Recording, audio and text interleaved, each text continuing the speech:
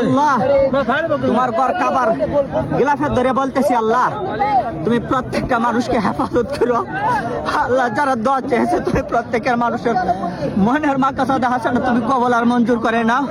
ইয়া আল্লাহ তোমার ঘর কাবার ঘরে গিলাফে ধরে বলতেছি আল্লাহ তুমি একটা মানুষকে তুমি মৃত্যু দিও না যতক্ষণ পর্যন্ত তোমার ঘরে এবং তোমার বন্ধুর ঘর পর্যন্ত সে আয়সা সালাম টুকু না জানাইতে পারছে। আল্লাহ তুমি আমার দেশের প্রতি তুমি আল্লাহ তুমি আমার দেশের উপর আল্লাহ তুমি রহমত নাজিল করো।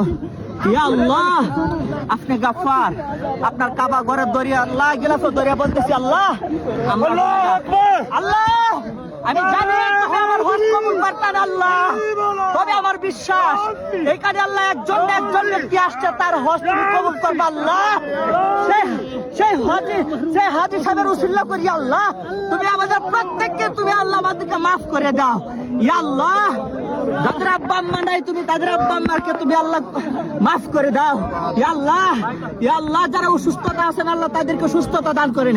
ইয়া আল্লাহ যাদের সন্তান নাই আল্লাহ আপনি তাদেরকে সন্তান দিয়ে দেন। ইয়া আল্লাহ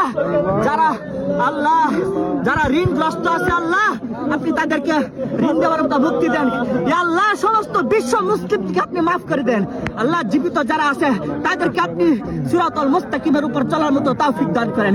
ইয়া আল্লাহ যারা অসুস্থ অবস্থায় আছে আল্লাহ আপনি তাদেরকে সুস্থতা দান করেন। ইয়া আল্লাহ আমি গুনাহগার আমি জানি আমি আপনার যুক্ত আমি আপনার উপযুক্ত নাই, কিন্তু এখানে হাজারো হাজি সাহেব আছে আপনার উপযুক্ত আল্লাহ।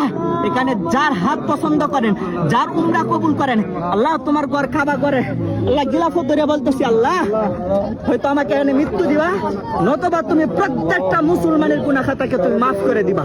ইয়া রাব্বাল আলামিন ইয়া আকরামাল আকরামিন তুমি অন্তর্যামী তুমি আলিমুল গায়ব। ইয়া আল্লাহ যারা ঋণগ্রস্ত আছে আপনি তাদেরকে ঋণ দেওয়ার মতো তৌফিক দান করুন আল্লাহ। প্রত্যেককে আপনি হালাল রিজিক কামাই করে তৌফিক দান করুন। ইয়া আল্লাহ আপনি সবাইকে হারাম থেকে বাঁচিবার মতো তৌফিক দান করুন। ইয়া রাব্বাল আলামিন ইয়া আকরামাল আকরামিন আমরা গুনাহগার আল্লাহ আপনি গাফফার আপনি আমাদেরকে মাফ না করলে কে মাফ করবে? আমাদেরকে কে মাফ করবে? আমাদের কে আছে মাফ করা? আমাদের তো কেউ নাই আল্লাহ।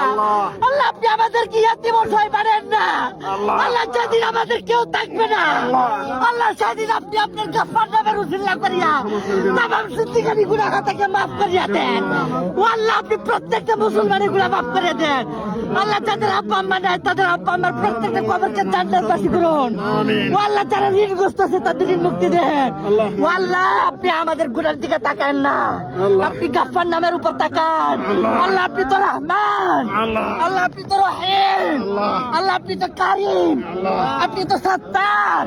ইয়া রব্বে কারিম ইয়া কানে কাবার মালিক তুমি গাফফার। আমরা জানি বাচ্চার কাছে যদি ফকির যায় আল্লাহ কালি হাতে ফিরাই না আল্লাহ। আমরা সেই উদ্দেশ্য নিয়ে আসছি আল্লাহ। আমাদের প্রত্যেকটা অঙ্গ প্রত্যঙ্গ গুনাহ জর্জরিত মাওলা। ইয়া আল্লাহ আপনি আমাদের গুনার দিকে তাকান না, আমরা আপনার হিসাব দিতে পারবো না আল্লাহ। আপনি আমাদের হিসাব নিয়েন না, আপনি আমাদের হিসাব নিয়েন না মাওলা।